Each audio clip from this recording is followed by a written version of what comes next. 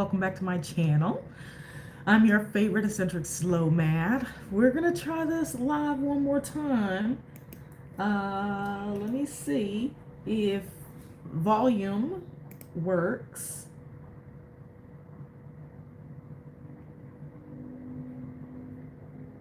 And if this live is living.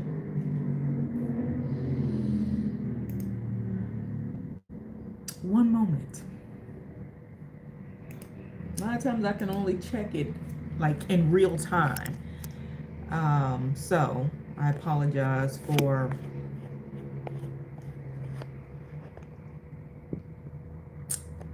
the issues and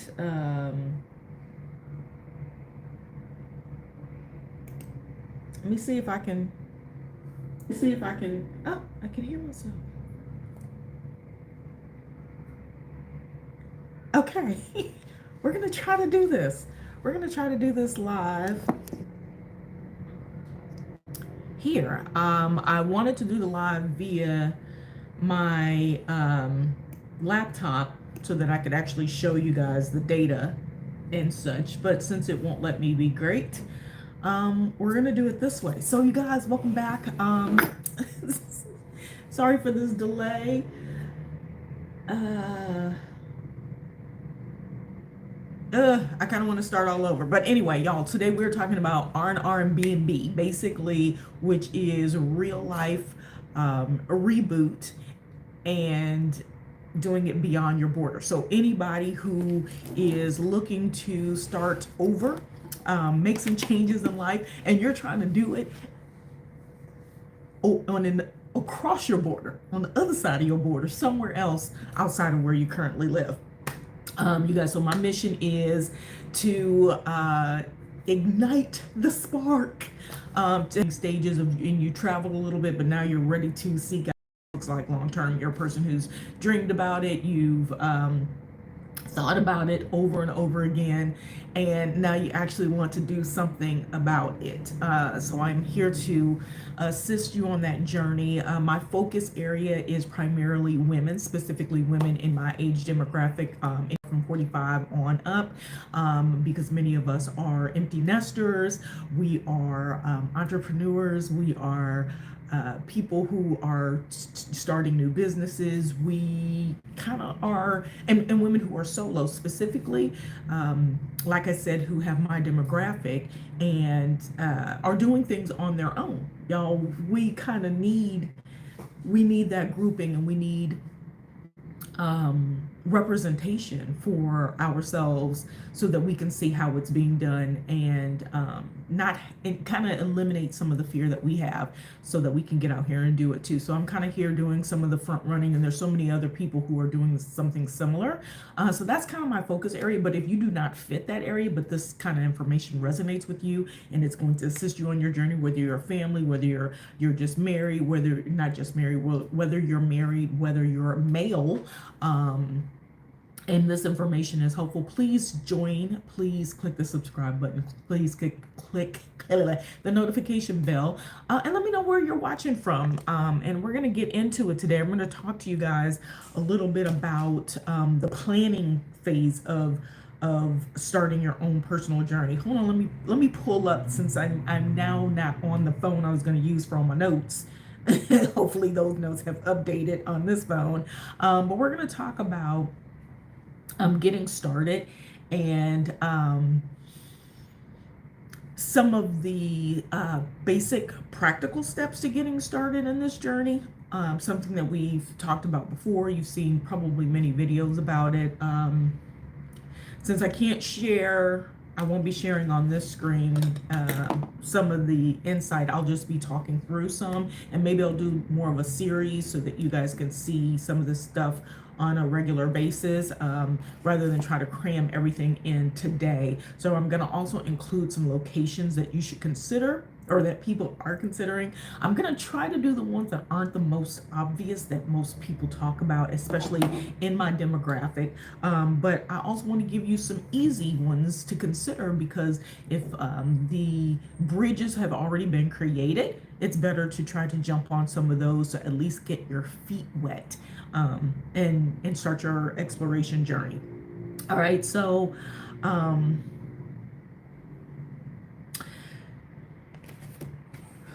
where do I want to start, you guys? So you guys know that I've been on this journey for over 4 years, and I'm going to be sharing some of the insights and the tips and things like that that I'm sharing. You guys are usually 9 times out of 10 from my own personal experience, and or accompanied by other sisters and people that I know who are on this journey as well, and information that I've gleaned from them or that they've shared with me directly on what their experience is. So this is kind of coming straight from the horse's mouth, so to speak.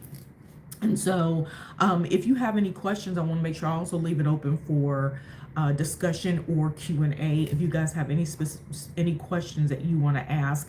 And then I'll also, since this is not the original video, I'll throw in here the link tree where you guys can contact me for one-on-ones for my travel course. I also have, with the holiday season coming up and so many people wanting to jump on this bandwagon, and so many people asking, what do I need? What should I take? What should I leave?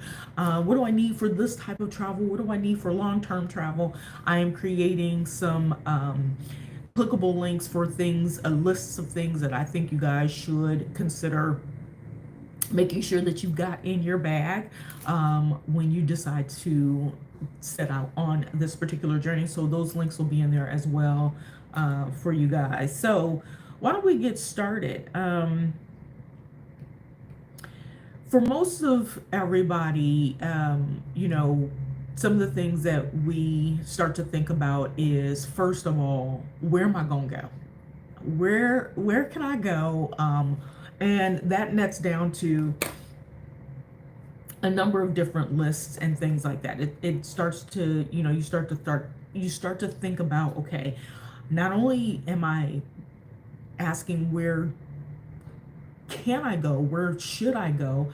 I want to know now, is it safe? I want to know, is it safe for women? I want to know, is it safe for children? I want to know if there's schools. I want to know what the visa process is. I want to know, can I go and visit first? I want to know, is it budget friendly? And budget friendly has different levels because it depends on your budget. I want to know what access that I have, healthcare types of things. So all of these things are part of the discovery process as you're starting to start out and figure out whether or not you want to do this. You want to kind of make this a reality. So it becomes more than just a reboot, like say a vacation reboot. It becomes a lifelong, a real life, which is why I call this a real life reboot art. But you're going to do it outside of your home base, your country, right? And so there's so many things that you can do beforehand. And so this won't be a list of, you know, getting your insurance papers and selling your house. It won't be that. It's going to be the, can I do it? Am I going to do it? When am I going to do it? And where am I going to do it? Kind of chat. And so today we're going to just talk about, I want to start off with some bests on my list, and maybe why some of these places are better to consider going to, considering moving abroad, immigration life, because I say immigration because that's what we're doing. If we're talking about expating, we're immigrating to another place, usually from an international perspective, and the guide in which to do so. So why don't we just kick it off with, I'm just going to start with hotspots, because a lot of times what I do is I'll suggest that you guys look at why you want to do it. And right now the resounding response, for especially for Americans, is it's time to go. It's time to consider another option. It's time to speed up that clock that I had, that 5-10 year wind clock that I had. I need to start really considering this for myself and for my family right now. So a couple things to think of right out of the gate is, how are you gonna make money? How much money do you have saved, and can you get up and bounce? So there's a couple categories that you have right out of the gate. Are you already retired and you're receiving a pension or retirement, or Social Security or anything like that? That puts you in a bracket that just is fantastic. You have a lot less to worry about if you're in that bracket. If you are working, the first thing you want to do is if you're wanting to keep your job, you actually like your job, or you get paid a wage from your job, especially as an American, which makes us very welcomed in a lot of different places. Our dollar still has value right now, but you want to look to see if your job allows real remote. And a lot of places are using tag words like remote work, but it's not it's not remote over the border. And many people are finding this out, and many people are asking questions like, how do you get around it? Y'all, that's a tough slope, especially depending on the type of work you did. I did IT for 27 years, and so I was able to move around a lot, but there were security measures that were in place that I had to adhere to in order to have access to platforms and things like that at my past job that I had. So if you guys don't know, you're brand new to my channel, I left my job 4.5 years ago, 2020, in the heart of COVID, right when it started, and I have not looked back. Maybe peak a little bit, but I have not looked back. And so here we are today. And so I'm going to show you and talk about different ways and different things to think about. So income is one of the major things. So again, if you've already got some sort of monthly pension or something like that, you're already in retirement age. And your retirement age does not mean 60, 70 years old. There are people, I have friends who were military who retired at 45 years old, some even retiring at 35 years old, depending on how much time they had already served, right? And so they're getting that pension from the military, and then, setting themselves up. So there's multiple ways to do that. And then number two, if you already have a job, you're currently working your job, and you're wanting to see if your job will allow you to relocate. One of the easiest things to do is first check your guidelines for your job, sneak it in the conversation with your boss if you have a great relationship with your boss, and or things of that nature. One of the things I don't necessarily promote is doing things that will get you fired if you're not ready to be fired. Okay, especially when it comes to like security, because there's certain things that you're just not going to be able to do in different places.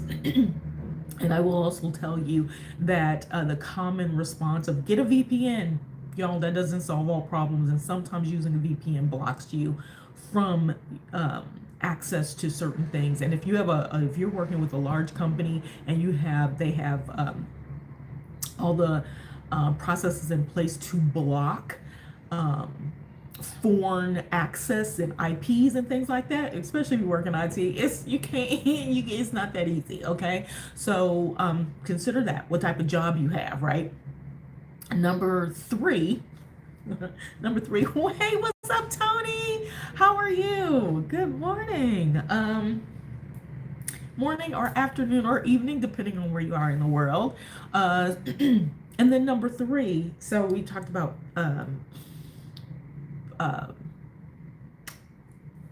pension type of income, personal income, and or number three, savings. So that can come in a multitude of ways, right? And so I kind of fall in the number 2-3 grouping. So I left without planning to leave, but I left and I had money. I had money saved. But I also had investments and things like that I've tapped in over the last couple of years as I'm trying to get my footing and decide where I want to go. But this is going to come, the subset conversation to this, which is around how not having steady income can impact your ability to move abroad and get the DN visa if that's what you're looking for in certain places. You actually want to go to Greece and you want to stay for the year, but you can't apply for the DN visa because you don't have the actual income that they're looking for. So these are the things that start to be impacted when you decide to cut cold turkey like I did, and so many others, and you don't necessarily have that same flow of income coming in every single month. Is there's variations in it depending on how much work you do, so things like that. So the third one being your savings. How much money do you have saved? I know people who have gotten up and left with $1,000. If that, you could do that. And they are very successful and go-getters, and they are running with the wind.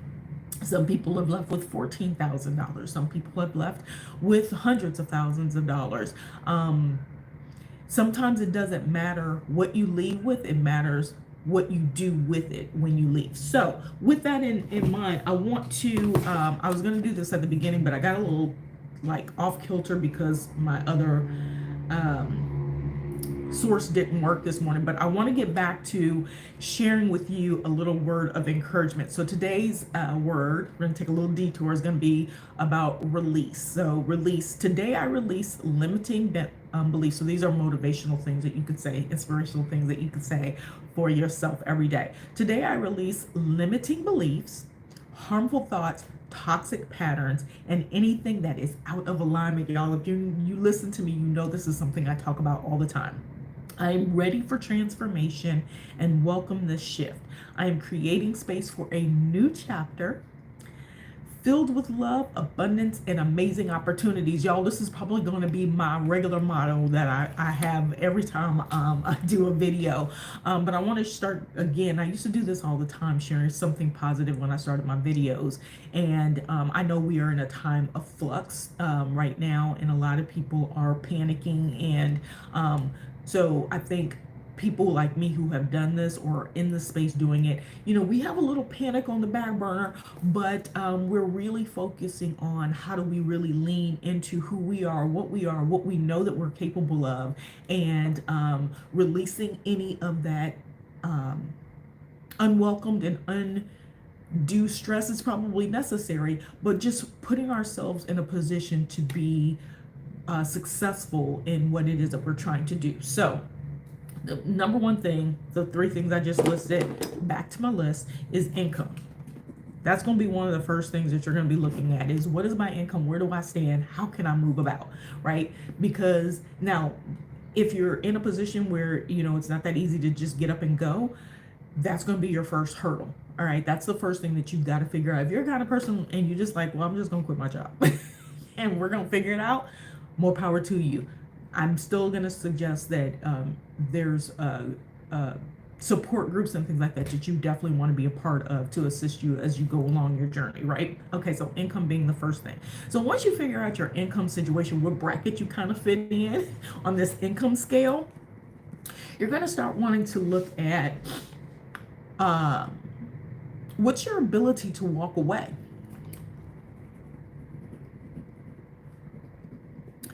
And what I mean by that is how tied are you to where you are? How tied are you to your house? How tied are you to your apartment, your condo, your even we get into family, but how tied are you to physical things? You got, how many cars do you have? How many do you have a storefront? Are you an entrepreneur that has a business that you're ready to go? Start looking at those things. Do you need to start offsetting, passing on, looking at rental opportunities, looking at selling, things like that? So those are little things that need to be in the back of your mind, right? How are you going to do those things? And what is that going to take? And how long is it going to take to do that? Y'all, I sold 2 houses in the span of 3 years. And the first one I sold so that I could position myself to leave because I knew it was time for me to start getting ready to go. And that was 6 years ago. Oh my God. 2018 was 6 years ago, y'all. So 6 years ago, or no, 5 years ago, because I did it in 2019. I started positioning myself in 2018, well before COVID and all this stuff, because I always knew this was something that I was going to do. And then 2022 sold my second home. And that was a decision that I had to make based on where I was at that point in time in my life. And so these are, the next steps that you're going to have to take is okay, how much fluff, how much weight am I carrying where I am? And this is important depending on the type of lifestyle you're looking at living. Are you wanting just a temporary short-term sabbatical type of reboot where you're going to come back home? You might not have anything to worry about. But then again, you might want to look at, can I maintain everything depending on what your income source is? Can I maintain everything with what I have and keep everything I have in place? Or do I need to rent it out? Or do I need things of that nature? So all of these things are part of the consultation that I offer you guys. So these are just little things to consider, little things to think about, right? And then in addition to the stuff, the house, the cars, the place of if you've got storefront things, is the ease of transitioning those things, right? So once you kind of have a mindset, jot down some little notes about what you have, and then start looking at the timing of things. And then the next thing is family. And I know maybe that should have been first, but sometimes you got to look at your base to see what's possible first before you even consider family. So if you're a solo person, it might be easier, right? If you are, or it might be more difficult, but usually it's a little bit easier. If you've got kids, it might be a little bit more difficult because then you're starting to think about schooling and homeschooling and all of that. And there's so many amazing platforms out there where you can homeschool your child without you being the teacher, but you being the enforcer and the coach through that process. But it's online video led or person to person video led. There's so many options out there, so please don't completely disregard the idea of homeschooling because you think you're going to have to be the teacher. There's too many options out there that allow you to do this with your children and be successful at it. Okay, talk to me about that too. I can share. So I became a homeschool teacher this year. So I can definitely assist with that. So you're going to be looking at your family, so income, stuff, and family. Those are some of the three main things that are literally are the beginnings of, am I going to be able to make this type of change? Is this something that I can really do? And put it in perspective for you. And guys, so this is why I'm here. I'm here to ignite and keep that spark going. So you might be like really excited and you're hearing this list and you're like, okay, I can't do this. But it doesn't matter whether I say it or someone else says it. These are things you got to think about, right? So we are in the state of, we need to be completely honest about what needs to happen. It's in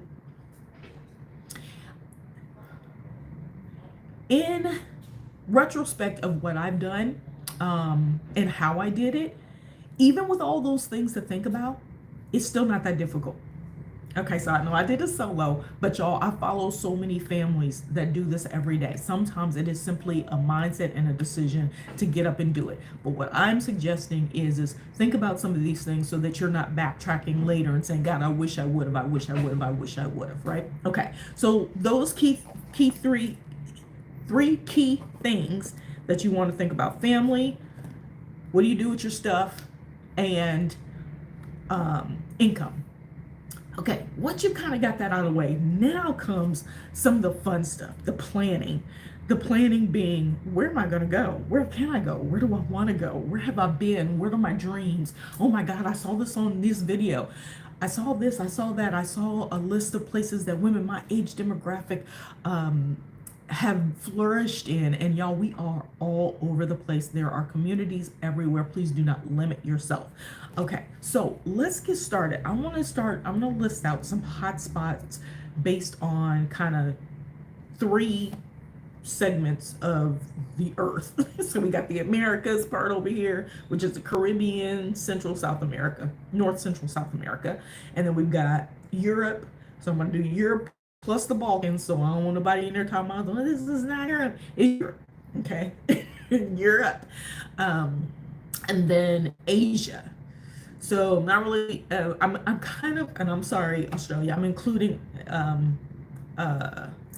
Australia in that because Australia kind of sits by itself with New Zealand and the couple of islands around there. And I really don't have any insight on those at all because I haven't been to any of those. So I kind of doing this in three groupings, and so that I'm four groupings because I'm also doing Africa separate because there's 54 countries just alone in Africa. So it'll be the Americas, Africa, Europe, and Asia are my main focus areas. And I'm going to give you,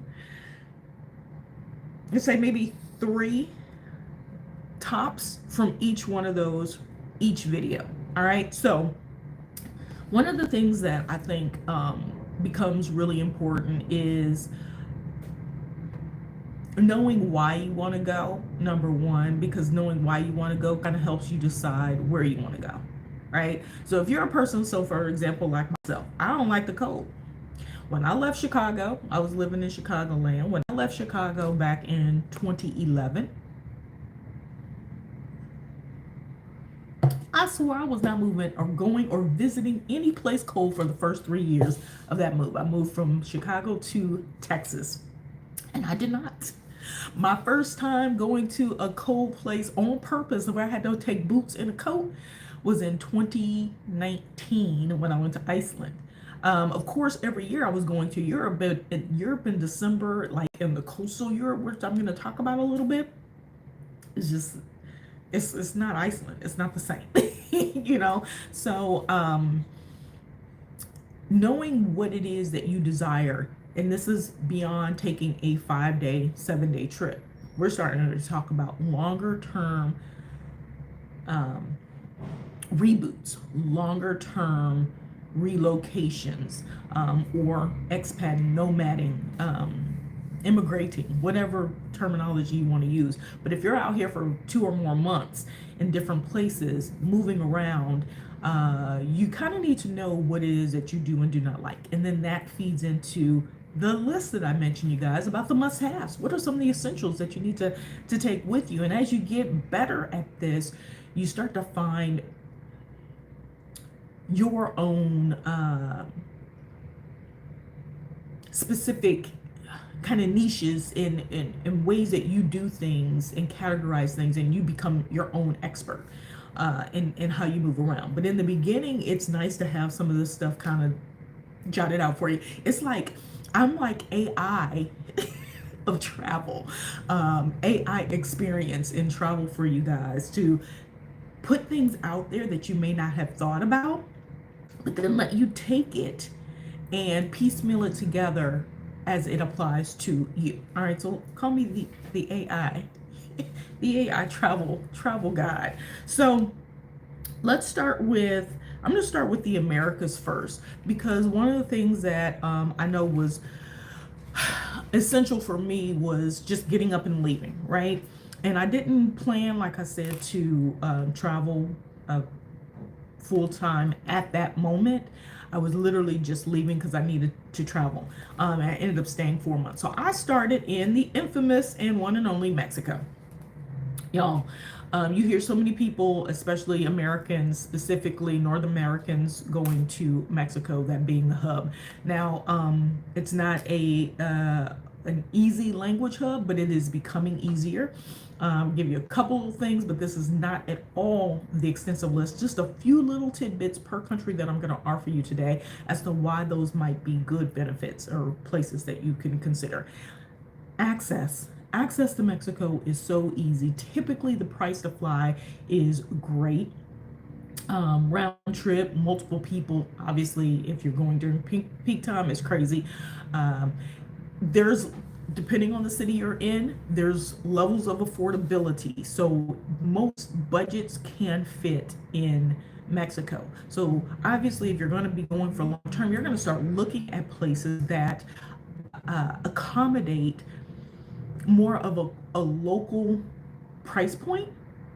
If you're needing to be budget conscious, if you're a person who brings in 10,000 plus a month, you might not be thinking about it. If you're a person who survives in New York paying $10,000 a month, look, you're good. Listen, let me be your personal guide and adventure tour person. You're an AI adventurer. I will be that for you, because you could pretty much thrive anywhere in the world without even blinking an eye. Okay, so ease of access, you all U.S. Passport holders, we get up to 6 month visa free. Now, the reason I say up to is because it's supposed to be 180 days, but the immigration officer can stamp on your passport whatever they choose. You can get 1 month. I've heard stories. You can get 3 months, you know. When I went to Mexico this last time, I took my grandson. This is just a little tidbit. It was his first time traveling out of the country. They put an actual date. So we went in August. They put February. So he had a 6 month, August, September, October, November, December, January, February. Yeah. So August, something like that. January, February. So they wrote 6 months. On mine, they didn't put a date.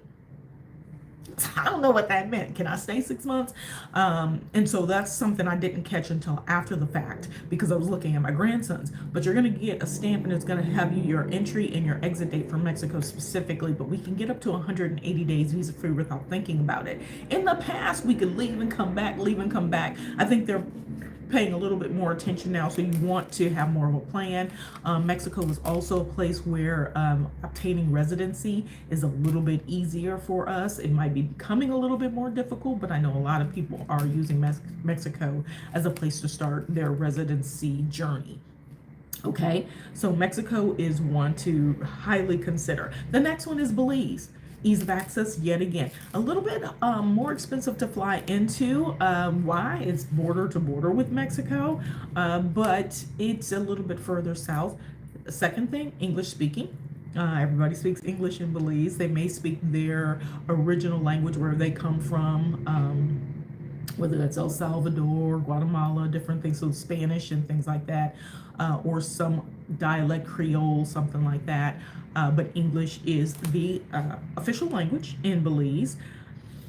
And we get 90-day visa free in Belize. You don't need to apply for a visa. And in terms of obtaining your residency, if you stay in Belize, going to immigration every 90 days and renewing that way, you don't necessarily have to leave the country. But if you stay for a year and only are gone for a consecutive 14 days, you can apply for your residency in Belize. You don't have to show any money. At least this is how it was a year ago. And I think it's still the same. You do not have to show income status and things of that nature. But as long as you stay and you've been faithful in Belize, they will grant you residency. Check into that, you guys. Okay, so that's two, Mexico and Belize, two obvious easy ones. The third one, I'm gonna give you Colombia, okay, which is South America. So we've got two Central Americas and South America, which is Colombia. And Colombia is another visa-free entry for U.S. passport holders. We get 90 days in Colombia. It's just a simple stamp in and out. You can move about the country as you so see fit. You talk about variety of landscapes. It is amazing. Cost of living, again, from budget to extreme, different types of lifestyles available there. For Black women, we can find clothes that fit our body type very easily. Great pricing. Products for our hair you can find at their local like Walmart type stores. It's amazing. Okay, we get 90 days visa free there, and it's one of those places that if you can go, you can look at their digital nomad visa. If you're a person who is like, just wants a different type of visa for residency, you can look at on their embassy site for that type of information. But they do offer a DN visa, you guys, and it is one of the lowest income requirement ones that I have found in places that require you to have income. It's like $682 per month, USD per month, that you need to be able to confirm, show validation of in order as part of your application for your DN visa. So just something to know. All right, so that's 3 for the Americas: Mexico, Belize, Colombia. All right, let's move over to Europe, y'all. Uh, Europe has so many, so I'm gonna start off with one of my tops. I'm gonna start off with Greece. Okay, and I know a lot of people question Greece, especially for the hue of us, and that is for another video. We're definitely going to talk about some of the nuances of being black around the world. It matters, and if y'all don't see right now that it matters, you're just never gonna see. But it is something that is very important. But I'm gonna talk about Greece and just a couple different things about Greece. First of all, you talk about landscapes. It's amazing. I think there's like 600 islands. Of those, 200 are inhabited by people. So there's villas and things like that, full-blown cities on some of them.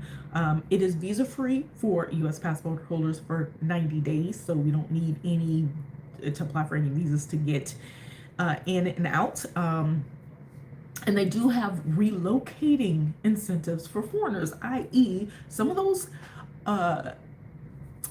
social media or emails that you see around buying land or properties for $1, $1,000, whatever, but you have to stay for 3 to 5 years.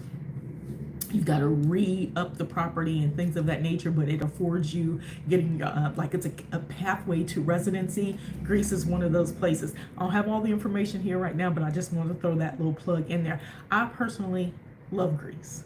I love Greece, and I am so surprised at how much I love Greece and just how amazing it was, how kind the people were from my experience. Just loved being there. The climate is great as well, y'all. Okay, right on the Mediterranean, the Adriatic, all of the seas that come around, and ease of access to different places, especially if you're flying in and out of Athens. Access to multiple modes of transportation, including overnight and daily, I should say, ferries all over the place. Okay, so Greece is one. All right, let's see. Albania. This is in the Balkans, but it's still Europe to most of us. It falls in the Europe area in terms of continents. So Albania, we get, as U.S. passport holders, we get 1 year visa free. You can stay for 365 days. It resets. If you leave for 90 days, I believe it resets. So you have to leave for 90 days or you need to apply for residency. And one of the ways to do that is to have a long-term lease somewhere. So someone has to let you apply for your lease, and then you apply for your residency. And a lot of times it's based on your income and things like that. So just something to consider. And Albania is one of those places that's up and coming. It's growing. Their main hub for their airport is Tirana. There's only one airport there, and you can only basically fly out fly in and out of Tirana. Everything else is bus driven, so you can take buses to the other cities, 5 hours down to Saranda, and then along the coast, anywhere from 35-40 minutes to Durrës, to the other cities that are along the coast that are well known but not really huge places. Like Saranda, Durrës, and Tirana are the 3 places that you're going to hear. Then there's Shkodër. I say Shkodër, but I think it's Shkodër.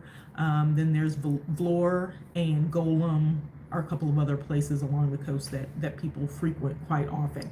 And so the landscape there is amazing. It's beautiful. The people come around. It's one of those places where I haven't had any, well, I did have one issue last year, which I think I talked about on the video, but English speaking is becoming a huge plus there. It's something that you'll see a lot more obviously with the younger people. So yeah, people speak Albanian, of course. They use their own currency. They use the lek, and but so many people are learning English. So many younger kids are learning English, especially from grade school to grade school, junior high, and high school. And so it's really easy to communicate. You can use your Google Translate as well, but it is one of those cities, one of those countries that is well worth a consideration. The cat is out of the bag. I know when I first went in 2020, Oh my gosh, I don't know when the first time I went, 2022 or 20, I don't even remember, you guys. 2022 or 2023 was my first time in Albania, and I've been back 3-4 times. It's kind of like my hub to go in and out, and it allows you, because it's not in the EU, so this is a tidbit for you guys, it's not in the EU. It is not part of the Schengen grouping of countries. I think there are now 29 countries that are borderless, so you do get stamped in and out. Albania may not stamp your passport, so keep your boarding pass. I'll talk about that in another video, so just ask me if you got questions about it. But you talk about city life to vast nature, Albania is the place. All right, so we got Greece, we got Albania. Let me give you one more. I'm gonna give you guys, I don't know which one to pick from these. Portugal. I'm just gonna say Portugal because so many people are going to Portugal. It's visa free for U.S. passport holders for 90 days. There's tax benefits to for foreigners who are relocating, so check into that. A lot of people are now applying for what they call, I believe, their D7 visa. They were doing that golden visa, but I don't think they're doing that anymore. I don't know if they had enough response to the golden visa, but the D7 was or is the visa that a lot of foreigners are applying for, which gives them longer term residency and the ability to renew their residency. Get into some of these groups and people will talk about it. I have never applied for it, so I can't give you any insight, but I've heard about people who are applying for them and getting them rather quickly.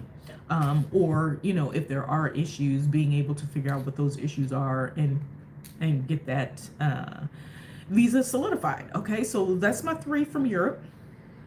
Y'all, and I have so many more that I would list. Let's go to Africa next because it's in the vicinity.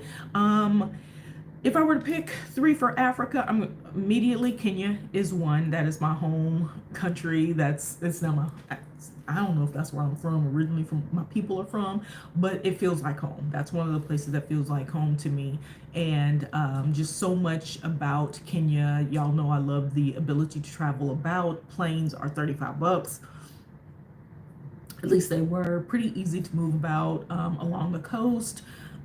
Driving, people are friendly, abundance of land. There's opportunities to buy land and things of that nature. They don't have a digital nomad visa, but I do understand that they are beginning to change their process for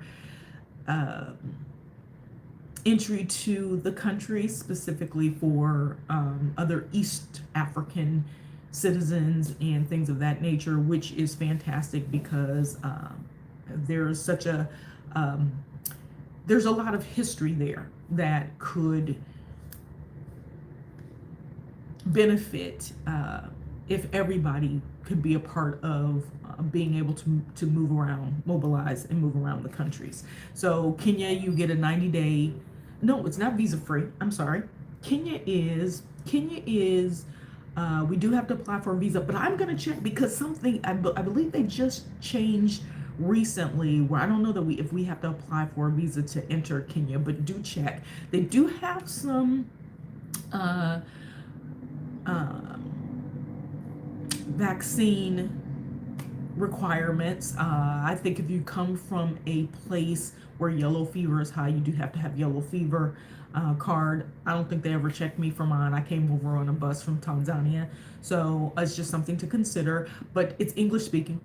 Everybody speaks English. Kiswahili is their secondary language, and then they have their mother tongue based on the village that they are from. Most everybody there speaks at least 3 languages, especially in the younger groups from, I'd say younger meaning 20, 40, 30, 20.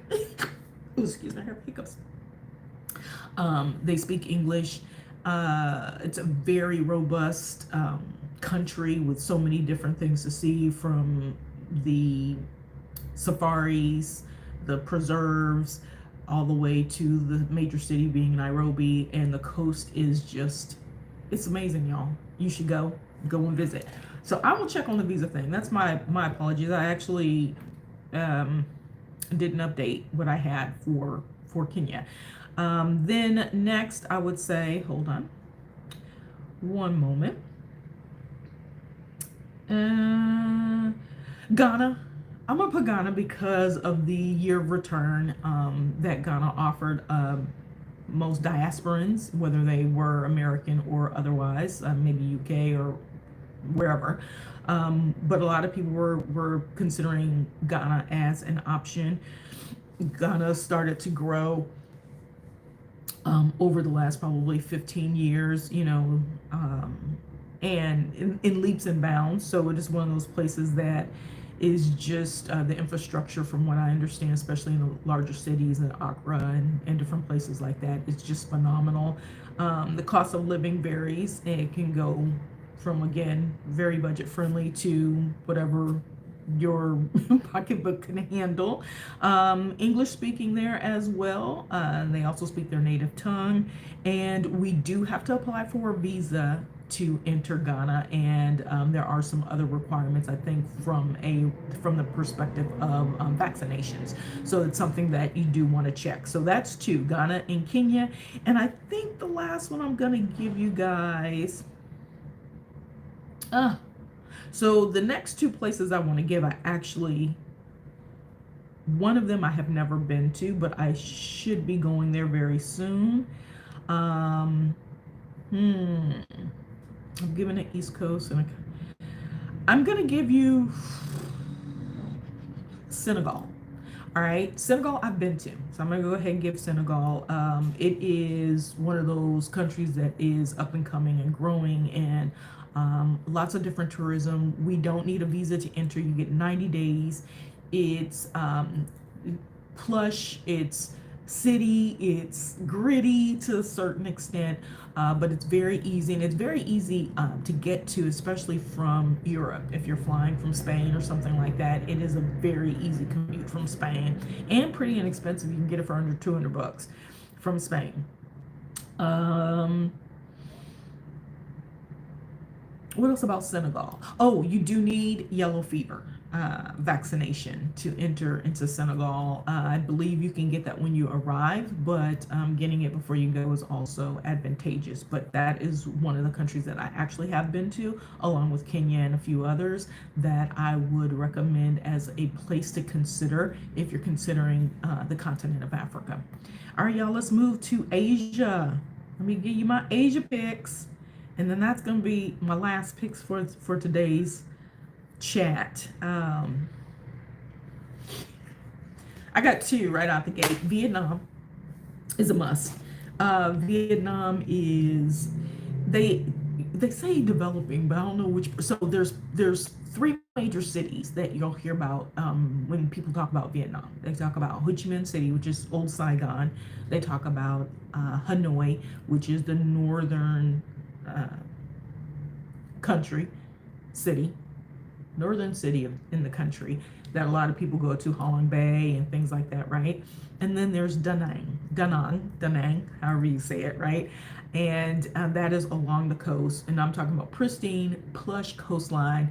It resembles Miami if you ain't never seen one, but it's like a small Miami. It's nowhere near as plush, but it literally has that same kind of look and feel, with all the high rises and things of that nature, and such an easy city to live in. And y'all, when I say beyond financially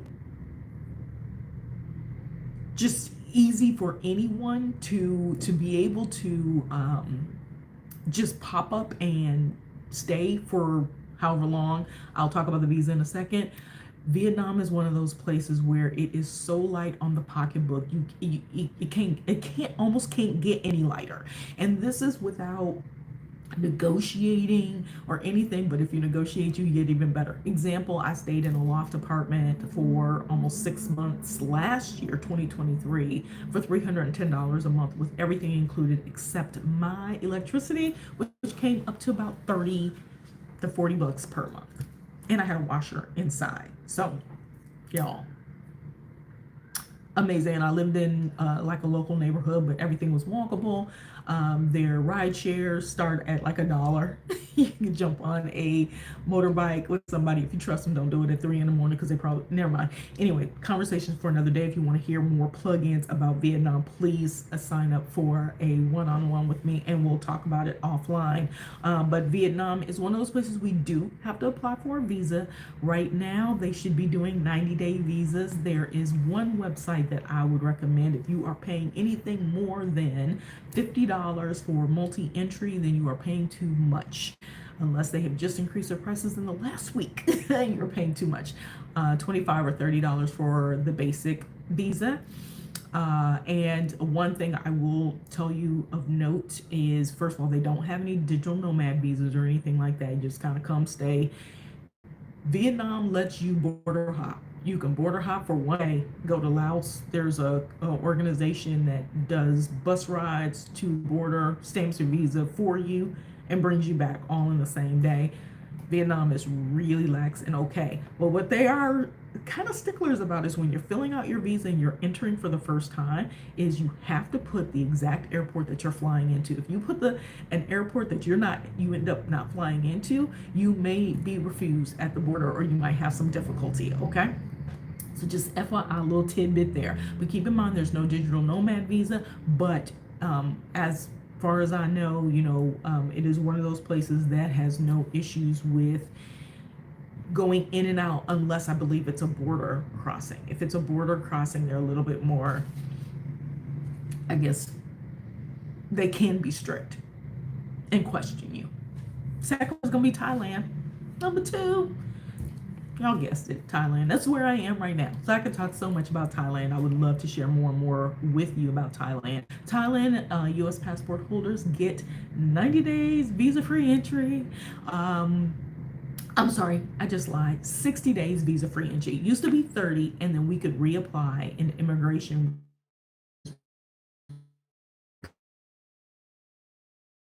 staying, and they update, and you go and you get 60 days. I don't know why they just don't give us 90 days. They trying to boost their immigration, and instead of us leaving and going spending some money somewhere else, we could just stay where we are. Anyway, it might be coming. So yeah, we don't need to apply for a visa here. You can now extend for 30 days and have a full 90 days, leave for a couple of days, and then return. I don't think they're really picky about that. You don't have to,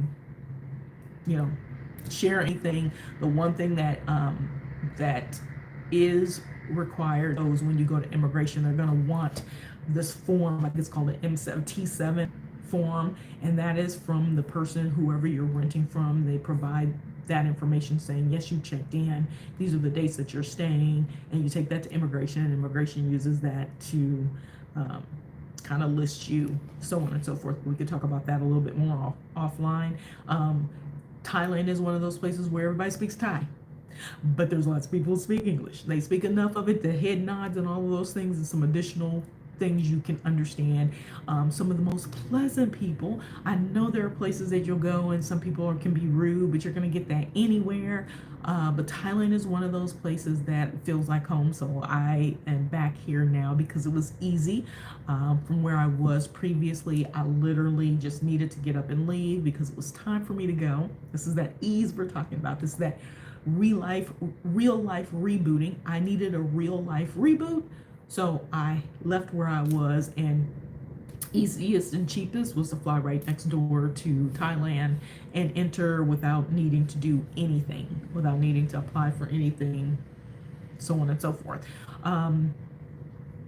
What else will I tell you? Major cities in Thailand, you're going to have the pick of the litter, from everything from mountains, if you want cold, to and very 420 friendly, to coastal with amazing, pristine, crystal clear water. Only other place I've seen it, 2 places I've seen it like that, but let's say tropical place is Kenya. Off the coast of Kenya, specifically in Diani and Malindi, places like that where the water is just pristine. And then you also have your major cities. I'm in Bangkok right now, so long as I've been in Bangkok. So I'm going to stay here for at least a month and explore around and enjoy very clean, very livable, long-term or short-term places to consider visiting. All right, so that's Vietnam and Thailand. And then my third one for Asia, y'all. Ooh, there's so many. So I'm going to pick South Korea. I'm gonna throw y'all for a loop. Now, South Korea is, I believe they do have a digital nomad visa, but it is one of those places that can span from kind of mid budget to a higher budget, but you can find things if you're outside of kind of the very touristy, peaky areas and things like that. It's super clean. People are really, really nice. There's a level of camaraderie. People don't bother you when you're there. Please don't throw any food or anything like that on the ground unless you're like at a fair and everybody else is.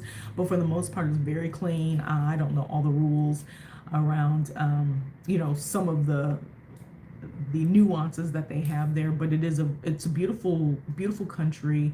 It's easy to move around. They have train systems and buses and taxi. I found their taxis to be a little bit difficult.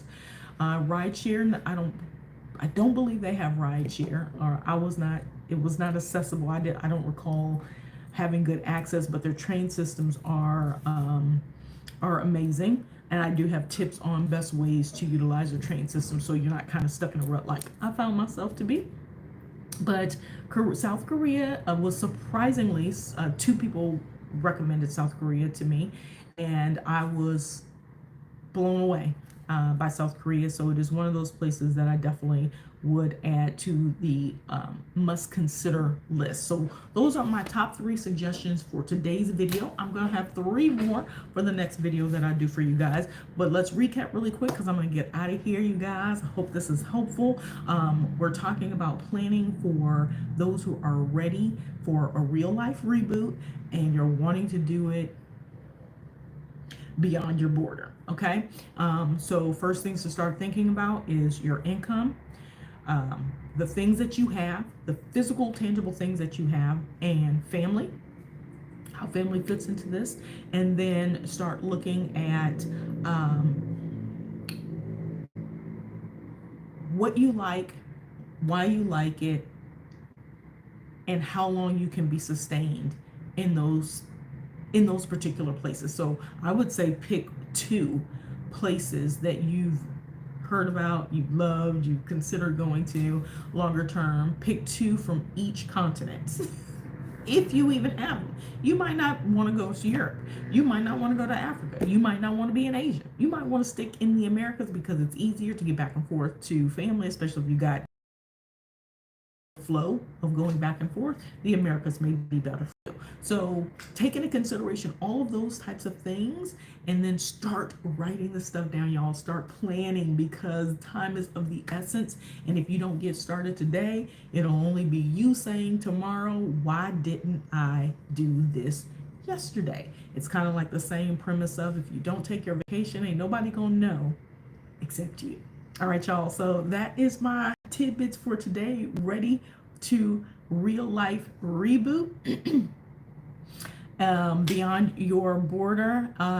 We'll plan for the next segment either tomorrow or the next day. So you guys, if you have any questions, any thoughts around the places that I've suggested, you have some suggestions, please leave them in the comments. Click that subscribe button, that notification bell. Give me a like, please. Share this with some other people so that the algorithm allows more people to actually see this video. And you guys, I'm gonna get out of here. You guys know the drill. Doodles and noodles, peace and hair grease.